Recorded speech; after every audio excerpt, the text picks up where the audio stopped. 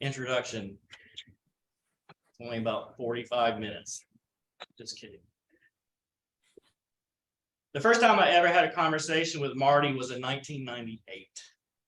I was a socially awkward undergrad at Georgia College. He wore a linen shorts and a linen shirt and sandals. He had a nice tan.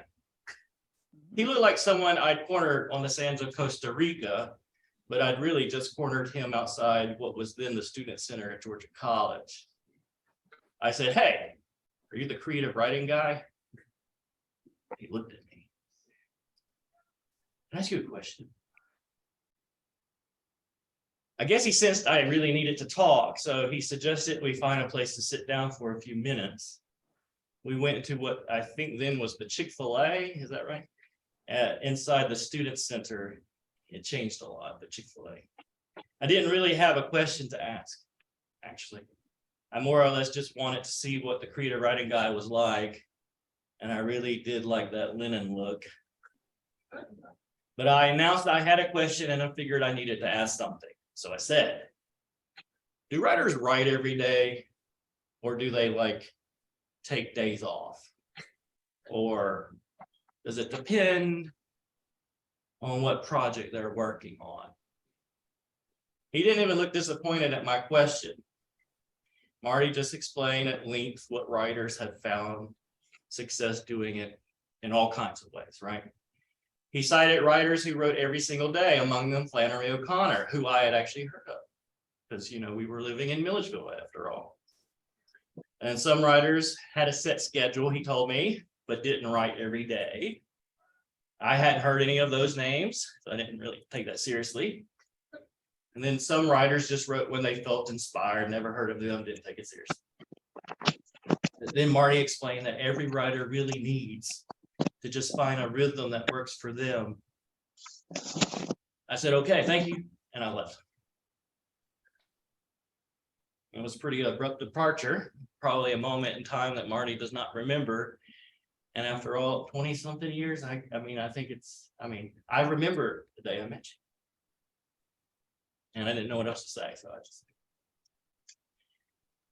A few years later, about a week away from graduation, I was sitting in my dorm room wondering where I was going to live in a few days. I won't get into the details of how I landed almost homeless. It's only important to know that whatever it was I had planned after graduation had completely fallen apart. So I'm sitting in my dorm room and the phone rings and it's Marty. And I have no idea how he got my number. But Marty says, "We're starting a new MFA program."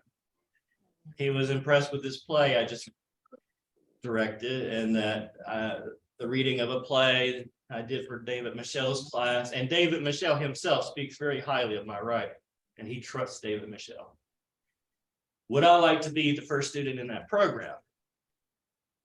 So I say, would I be able to take classes this summer? And that might have been a very surprising question for Marty to hear, but I was really just looking for a place to live. He said, "Yeah, sure, we can make that happen, and we'll just have to get you admitted early." And I cut him off and I said, "I'll do it." I said, "I'll do it." So in the year 2001, Marty unknowingly saved me from homelessness. And this is a true story. It's probably time I should thank you for that, by the way. All I had to do was figure out what an MFA program is. That's also a true story. The years I spent in the program Marty created remain among the very best of my life. I love the work and the relationships, the place and the fire that drove us. Between the workshops, the grad seminars, the readings, the visiting writers, the festivals, the conferences, the parties, the dinners, the working on arts and letters, the working in the language lab, the working in the writing center, the teaching gigs, the darts at Buffington's, and our very own writing, we hardly wasted time on sleep. I went directly into another MFA program after finishing up the one in Georgia. In this program, the teachers didn't pretend to like one another. And the program leader sent students a clear message that if you're in it, that you are in it for yourself, because they sure were in it for themselves. And it was such a mind-blowing difference. When we at Tusculum got to build the creative writing program, I knew we had to do what Marty did, not what the other school did. And we have been successful, haven't we? I hope everyone knows how proud I am of all my students.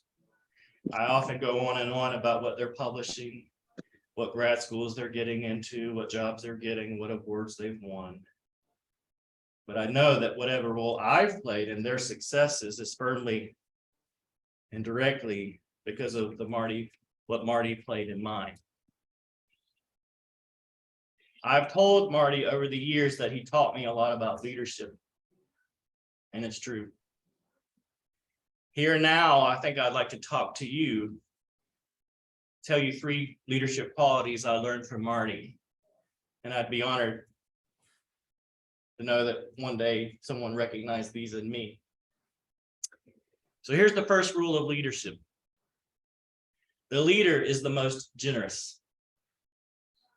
The leader puts in more hours, more energy, and more giving back. Marty worked right alongside us grad students. If we were there, he was there. I never got the sense that he ever asked anyone to do anything he himself had not done. And Marty is altruistic indeed. When he was named the Fuller E. Callaway Endowed O'Connor Chair in Creative Writing at Georgia College in 1997, he pledged $10,000 a year of his own salary to kickstart the journal and $1,000 a month to the University Foundation account in support of his students, the contributing writers, and the programs.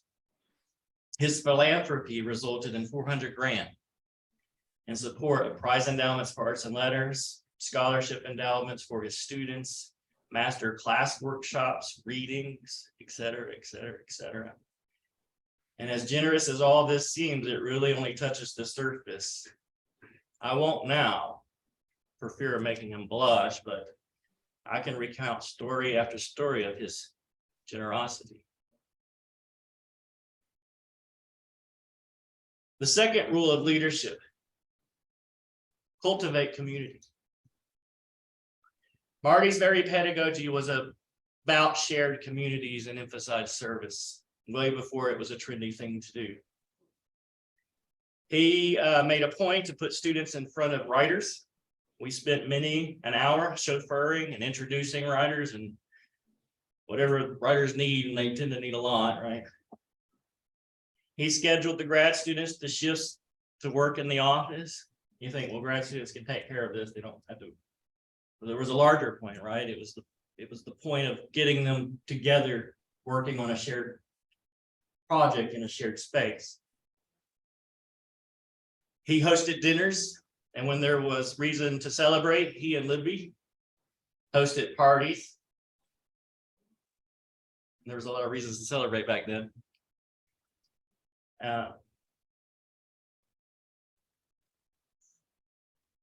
Marty also pushed the students to serve in ways that promote their more significant introspection. The Georgia College program was amongst the first of its kind to directly serve Peace Corps, providing graduate assistantships specifically for recently returned fellows. Nearly 600 Milledgeville area 7th graders had been in touch by the Peacock's Feather program, which sent Marty's students out into the local schools to facilitate creative writing workshops with those young people. The third rule of leadership: don't hide the passion for the work. To describe the energy and enthusiasm Marty had for the program as a labor of love doesn't do love justice. The thing is, when you see someone care that much, care itself becomes contagious. When I think back to when I've not been at my best, and especially in the classroom, it's because I've forgotten that students need to see my own excitement for the material. And maybe I've been exhausted or came in with a bad attitude after a meeting, the president or whoever, right? But I know that when I was a younger teacher, in some ways, I was a better teacher for really one reason. I'd talk about writers and writing at the drop of a hat. You really couldn't stop me. This perhaps is the most impressive thing about Marty, actually. And maybe the one thing people don't talk enough about. Marty loves poetry. We'd spend a whole day together working on who knows what in that office. He'd disappear for an hour or two, and then we'd see him again that same evening for workshop. And he never once failed to be in love. I myself didn't always initially feel up to talking about poetry after one of those long days, but take maybe 10 minutes before he won me over. You can see the love Marty has for poetry in his own verse. W.S. Merwin once said he valued Marty's poems for their authenticity of feeling. Here, from what a boy might have written before his suicide, Marty writes, "Whether this is hell or heaven, I cannot live here. I cannot breathe this air. I cannot hold my hands over my ears forever." What I love most about Marty's poems is that they never lose their capacity to be amazed at the world. When witnessing his poems, look for inventive narratives that leave hearers nostalgic. Look for wisdom in the cracked concrete milieu. Did I say it right? Look for what Alison Joseph describes as gratitude and grief, beauty and time, prayers and progeny. And look for that sound of a tiny box closing. Martin Lammon is the author of News from Where I Live, winner of the Arkansas Poetry Award, and editor of the anthology Written in Water, Written in Stone, 20 Years of Poets on Poetry. His newest book is The Long Road Home. He is the founding editor of 2 national literary journals, Kestrel at Fairmont State, West Virginia, and Arts and Letters at Georgia College. Lammon has served the literary community with aplomb and conscience in varied and purposeful ways. In his immediate community, he was a longtime member of the Milledgeville Baldwin County Allied Arts Board. In his extended community, he was a longtime member of the Georgia Council for the Arts. For his region, he served 6 years in the board of directors for the Association of Writers and Writing Programs, the nation's largest association of writers, editors, teachers, students of creative writing, totaling nearly 20,000 now. For the broader good, he served 2 terms as that organization's president. He coordinated a writing series for 15 years, bringing Pulitzer Prize winners, MacArthur Fellows, Nobel laureates, best-selling authors, and others to a small town in Georgia to meet his students. And he made a point to invite all the faculty and staff, and especially the local citizenry, for free of charge. And it is my honor in life to follow in your footsteps. Please welcome Marty.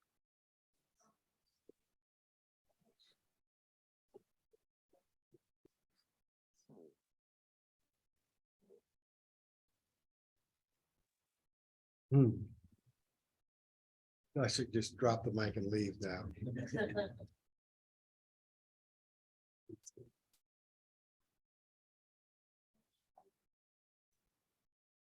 All right. Wow. Thank you, Wayne. I just want to respond to something you said, because I know where he went to do his second MFA. I know the people there. There are some good people there. But I remember one story.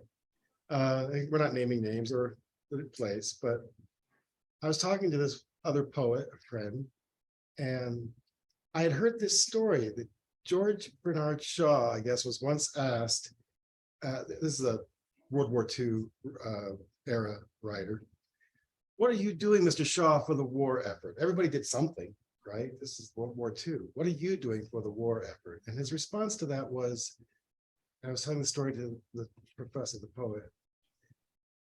I represent the society for whom we are fighting. And he goes, right, the friend says, yeah, right. And I listened to that, and that wasn't the point I was trying to make. The point I was trying to make was you have to do more than just write your poems and be the poet and be the person who wins awards and publishes your work. I mean, that's all crucial. You have to do that too. But you've got to do more than just that. I tell my students all the time, write, devote yourself to your work, but, create opportunities for others. Find a way to do something to help other students, other faculty, other writers, anybody. I'm staying within the realm of my literary community. But if you want to go beyond that community, of course, there's so much more you can do for others who need opportunities in other kinds of ways. And what I've seen here, and what Wayne has accomplished here, and I'm sitting in his office, and student after student walks by and says, come here. He knows their names. He knows everybody. You know how many deans know every student's names? I'm just impressed. What they've built here with the Tusculum review. I don't know if any students here working on the Tusculum review involved? Yeah, that is such an amazing opportunity. We had the same thing at Georgia College with our students, those are graduate students. For undergraduate students to be working on a national literary magazine like that, publishing some amazing writers. What an incredible opportunity. The writers you're bringing here and interacting with. I had so much fun today. Kelsey, where are you, Kelsey? There you are, right in front of them. Interacting with your students today. They're so lucky to have you and so lucky to have Wayne. And I was so lucky and blessed to have a chance to work with them for just a little bit. Thank you so much. Thank you, Wayne, for everything. You are you are an amazing source of inspiration for your students, for your friends, for everyone, for me. Thank you. Well, we are running a little late, so I need to get going here. I'm going to read a poem from my first book, News from Where I Live, and then I'll read a few poems from the new book, The Long Road Home. And then I'm going to close with a couple short poems. So this first poem is from my first book, News from Where I Live. And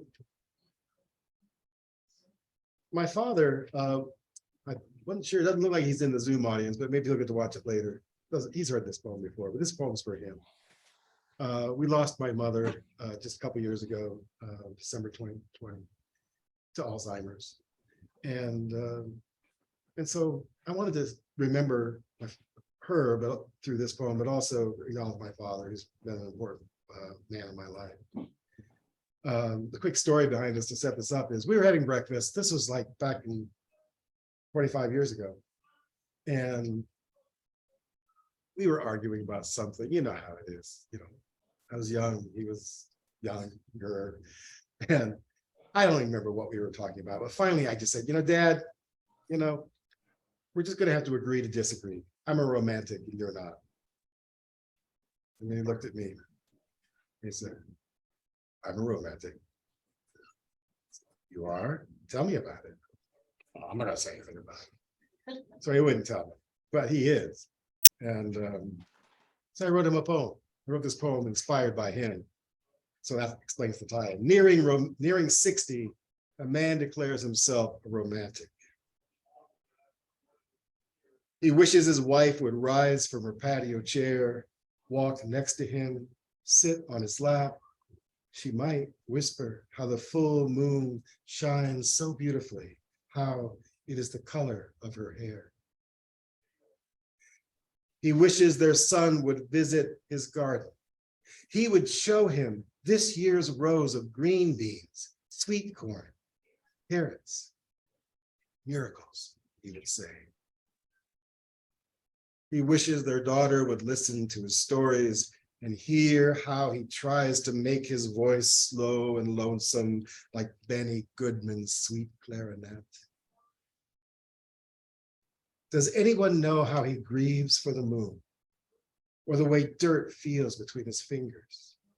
Does anyone know the story he is writing in his head, the hero he would have been when he was a boy? Nearing 60, he still loves to fish the deep lakes near the house where he was born. He wakes up at dawn and does not return until dark. Today, he climbs into his small boat, dips oars into the lake, and rows the way his father taught him, soundlessly, pulling slowly against the weight of the water. He wishes his father could see how his large hands make perfect moons in the air around him, how everything circles back, how his whole body rocks in heroic rhythm to his rowing. Thanks, Dan.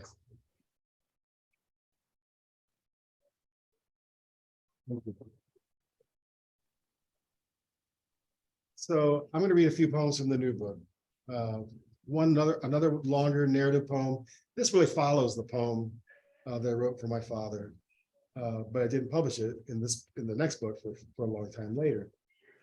But his father also had Alzheimer's, and so we've had to deal with that a couple times in our family now.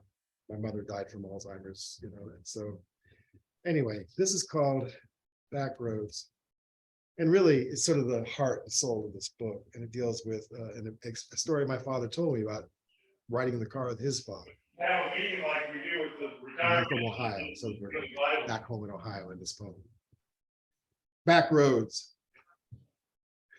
Near Wauseon, Ohio, my father drives his father from Ottakee to Tedrow, across Bean Creek to Fayette, that town where my mother was born. These flat lands fool my father. The grid work of roads, tilled fields, and abandoned railroad lines crisscross Fulton County.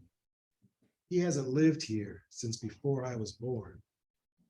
Now his father has forgotten how keys work, how the one starts the car, how another slides open the deadbolt. The old man has forgotten his son's name. But if a body, mind, and soul are one and knit together one life, what thread unravels when a man can't tie his shoelaces or button his shirt? Where's the soul gone when honey, salt, and dill taste the same? My father's father stares out the car window. Years ago, they sold eggs in Wauseon and Maumee, kept cows, raised hogs, planted corn. They plowed the Ohio Turnpike that stripped the land west of Toledo. Now my father is lost, steers by instinct. He knows that soon he'll have to give up, pull over, and ask some stranger for help. After my grandfather has died, my father phones me in Georgia, tells this story about back roads I'd never find on a map.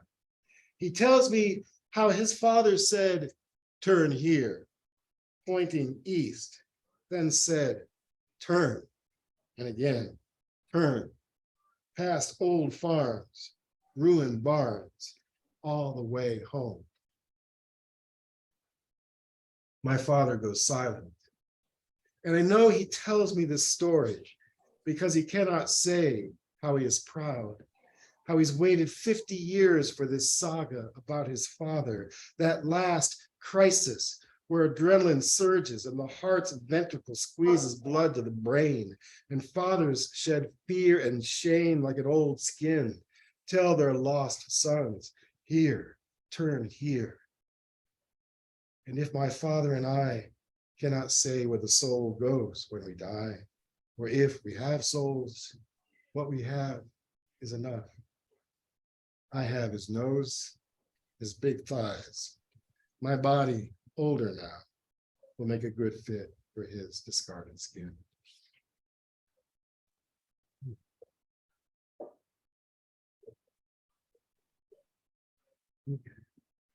So those two poems represent a kind of poem that I really enjoy writing, these longer, more narrative poems that still, even though they tell stories, they still pay attention to language, to the lyric quality of poetry.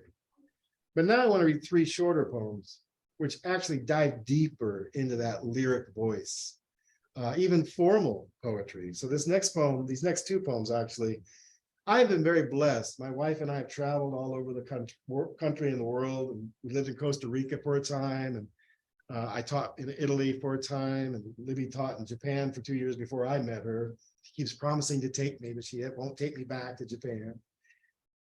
So I got a couple poems I want to share with you, which are very lyric.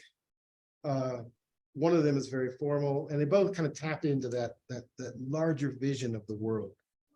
So when I lived in Costa Rica, I fell in love with Spanish.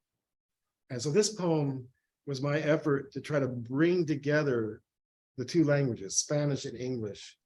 And there's a form called a sestina, which you may or may not know, but it's a simple form. It's a 6-line stanza.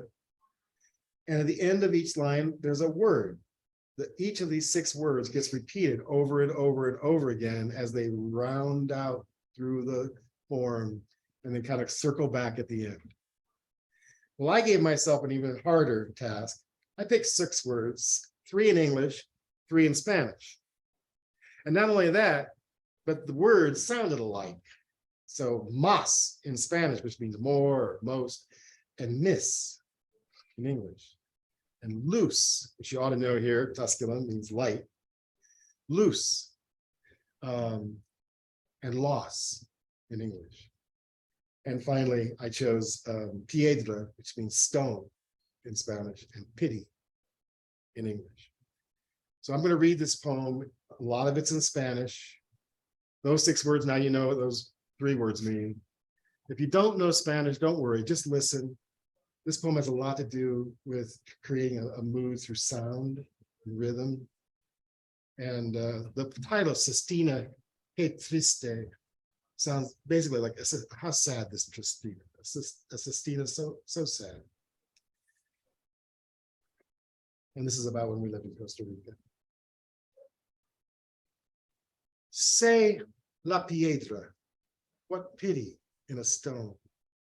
Lost, perhaps, no más, no menos. Squint, you miss la última luz. Say la luz, say la piedra. In this language, pity abounds and loss is common. We chant una más as if we might miss the saddest song or miss una punta de la luz, so small, una piedra so smooth. We will pity each other as if such loss were triste. Que más, mucho más, y mucho menos. I miss nuance. Say luz when I mean la raza. Say piedra when I mean pebble. A pity, this meaning of loss. We live with loss. Y queremos más. Want what we miss most. At night, la luz. In flight, la piedra, tierra firma. Want pity when we have no pity. In this milagro of language, loss lingers on the tongue, más o menos, and I miss la playa, la lengua de la costa, la luz en la mañana. I say piedra as if I'd said pity, say luz as if I'd said loss, only a word, una piedra, such sad syllables, what I miss from us.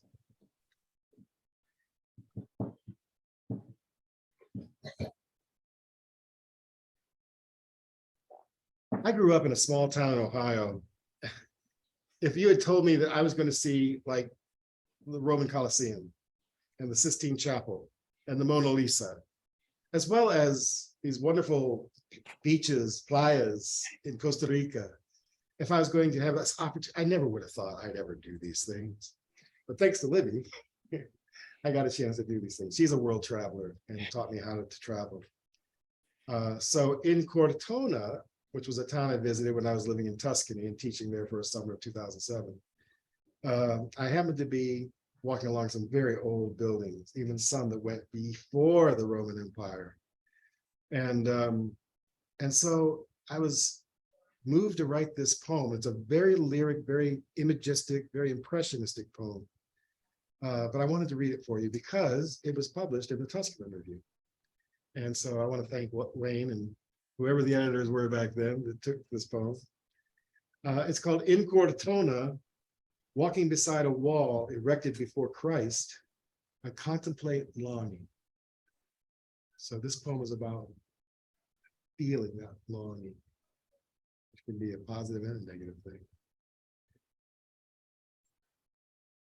If rivers were wine, if wine were wounds, if wounds were stones, if stones were olives, if olives were sunlight, if sun were rain, if rain were wind, if wind were fire, if fire were bread, if bread were blood, if blood were poems, if poems were bone, from bone, silence, a vowel, the scent of almonds, almost a voice.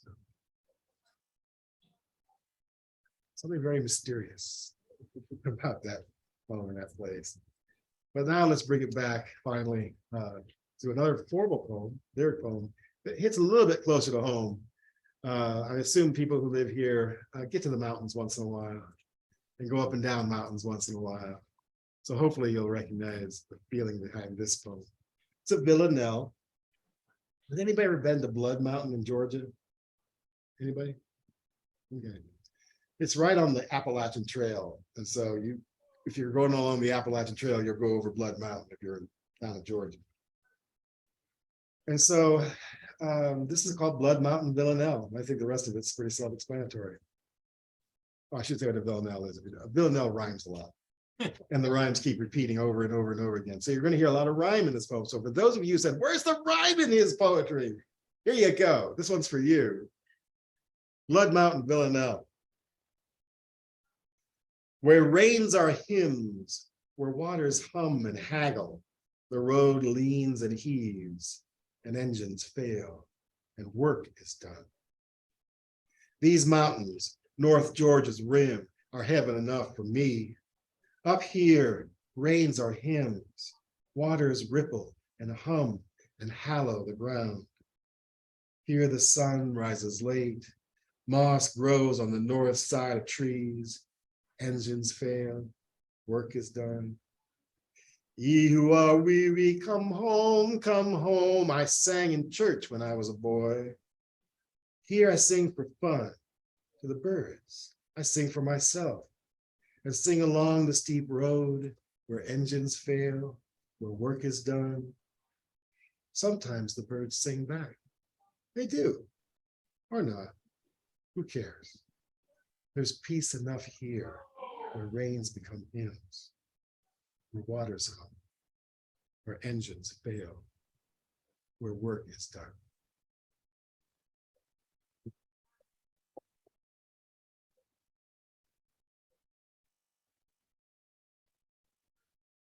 I think I'm going to read one more poem. So I started working on some new poems that I'm really excited about. It started by a word that I'd heard, kind of going along with our theme about the world. Has anybody ever heard the word skosh? Like just a skosh? You know that word? Okay. I grew up with that word, and my family's German, and I thought it was a German word. But it's not. So Libby and I were watching TV. We're watching that show, Tokyo Vice. Has anybody watched Tokyo Vice? No? Okay. Anyway, it's got a lot of Japanese in it and subtitles. And I heard someone say skosh, and I looked at the subtitles, how small or little. And I said, wait, is that a coincidence? Did he just say skosh? That's where the word comes from, Japanese. Apparently, after World War II and the Korean War, soldiers were going to Tokyo for R&R, and they picked up words. And this is one of the words they picked up on and carried home with them back here. Sometimes pejoratively, but still, it's a word. So that got me thinking about all the little words. And the first poem I wrote was Scottish, but I'm going to read to you a poem from my wife, because I don't get to read to her very often. And this is for her, who I love very, very much. And I'm not making fun of you at all. But anyway, I'll close with this poem, and then we'll get on to the more important part of the evening. This is called, all these poems about little things, little words, right? So sip.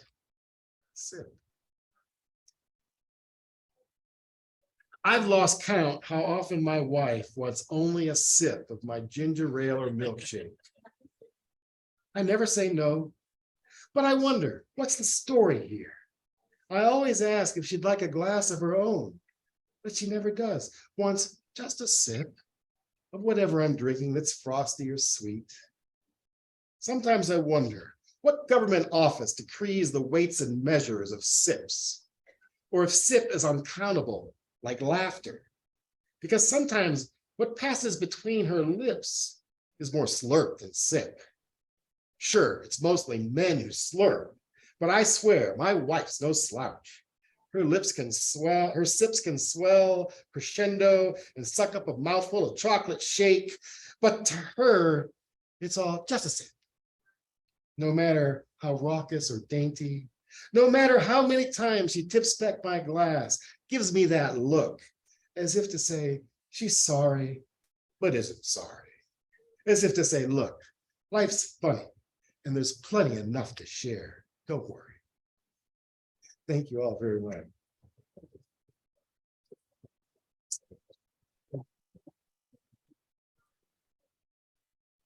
So afterwards, you can talk to her and she'll tell you all of my bad habits. Okay. So now to the most important part of the evening. I think it's just amazing you have these awards, but it's important, I think, to remember and to honor how these awards were established by Curtis and Billie Owens. Curtis Owens, as you probably know, graduated from Tusculum in 1928. So today, almost a century later, student writers are inspired and recognized thanks to the generosity of that family. Such gifts, let's go back to what I said at the beginning, what Wayne was talking about, such gifts to create scholarships, fellowships, and awards to support students and student writers in particular, represent an essential investment in our future. So I just wanted to mention that. That's important. Also, today I want to celebrate all those who submitted their work for consideration. I have been writing and publishing for over 40 years, and here's what I've learned truly matters most. You stand up and face the challenge of writing, not for awards or recognition, but because you have no choice but to search for words that embody the truth of the world in which you live. 40 years ago, the poet Donald Hall, who became a mentor to me and a future US poet laureate in the 2000s, would read poems that I'd mailed to him. He was very generous. And he'd write back. I'm going to read his voice, right? There are lines here that I like very much, but I don't like your poems as much as you want me to like them. He was right. I did want him to like my poems. I kept sending him more. He'd send them back, all marked up. There are lines here that I like, but then after a dozen years or so, something happened. I kept sending him poems, but it no longer mattered to me whether he liked them or not. And then he did. For tonight's awards, I read every word of every work submitted to me, and I found so much that impressed. I want to encourage everyone who submitted, whether recognized today or not, keep writing, keep striving to do even better, all of you. I want to honor all the students who submitted their work, because choosing to write and to keep writing no matter what, this is what I've learned matters. So please join me in applauding all the students who submitted their work. Thank you.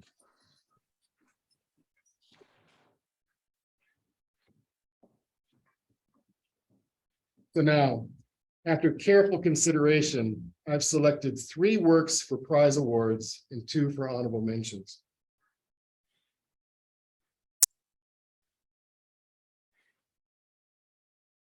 All these works explore truths both grievous and joyous, and what's often difficult to express, that is, the incredible yet messy world in which we live. In these 5 works, whether personal or fictional, I found voices that demanded we listen, images and stories that demanded our attention.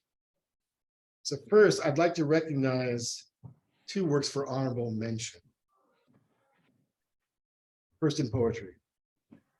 At the heart of this poem is a feeling of urgency and alarm, a familiar yet unfathomable sense of something inevitable and mysterious that we can't stop. A poem that mixes a slant sense of humor and dread. For honorable mention, It's Too Late for This, a poem by Cole Robertson.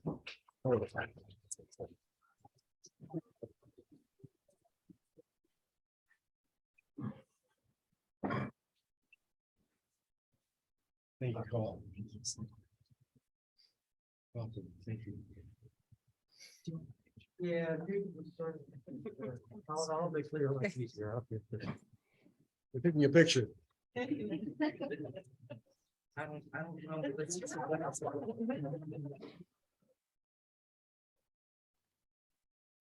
Welcome.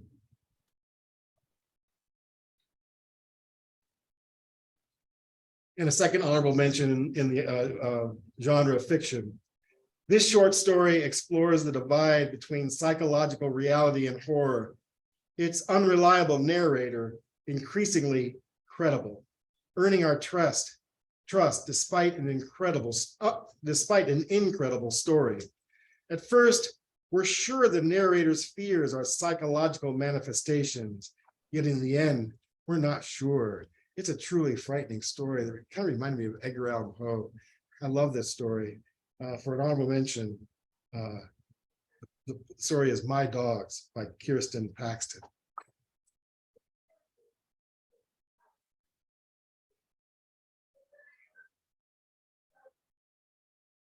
I think he wants a picture.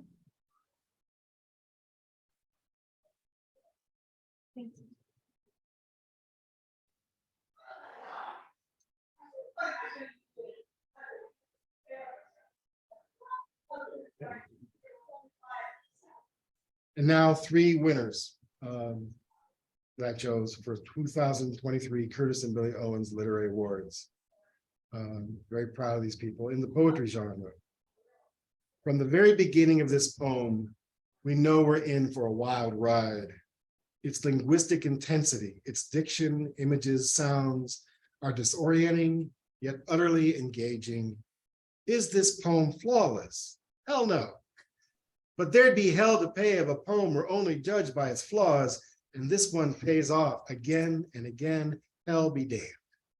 Right off, the title challenges us, read this poem. And so the Poetry Prize winner in the Curtis Owens Literary Awards is A Sentiment in Which the Reader is Unbound by Cole Robert.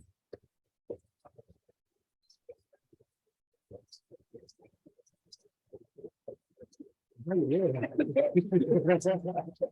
we know what to do this. Yes, we do. Thank you so much.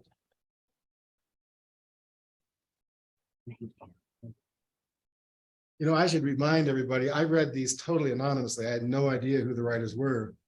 And so, you know, I was surprised as you to find out that the honorable mention and the winner were both the same person.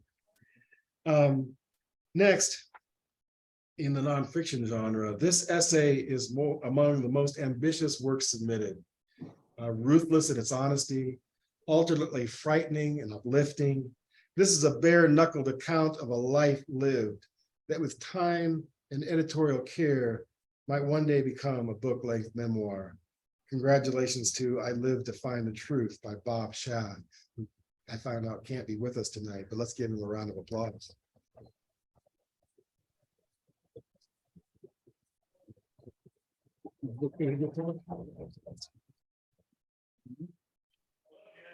And finally, This is in the fiction genre.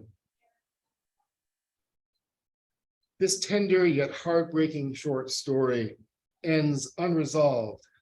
And although its sweet first-person narrator makes us long for a happy ending, the storytelling author knows better than to give us such a tidy resolution. Although this story is all too real, it is storytelling fiction at its best. Hearty congratulations to the story Like Grandma by Abby Painter.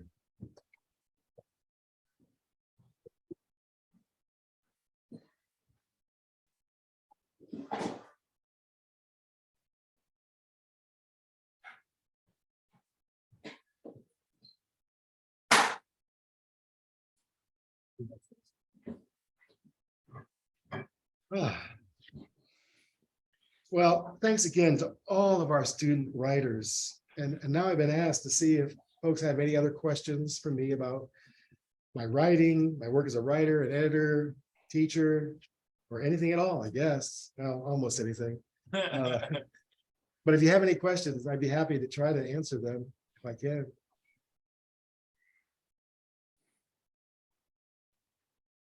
You don't have to ask any questions. You have one? Yes, sir. Do you have a favorite word A favorite word? in either language? Oh. Is it guano? I thought you said word, right? You said word. Yeah. Palabra. No. It's word in Spanish. A favorite word. There are some words I like a lot. The reverence here, just so you. Oh, well, of course, it has to be blessed, right? You know, I'm going to answer that question not the way you want. It's like when somebody says, what's your favorite book? I'll tell you what I love about words, right? Is I love words that are very visceral. Words that not just visceral in what they mean, but in how they sound. So a word like grind, a lot of G words actually. A word like grind or grip are good words, I think. A word like fierce is a good word. They tend to come from our Anglo-Saxon roots more than our Romance Latin roots, the French and the Latin roots. Here we have. So those are the kind of words I love and often feature most in my poetry and in my writing. But one word, oh gosh, that's like saying, what one book would you take to the desert island if that's all you could read for the rest of your life? 100 Years of Solitude by Gabriel Garcia Marquez. How's that? Okay. Yes. Sure, your eyes when you break to beginning poetry writers. What advice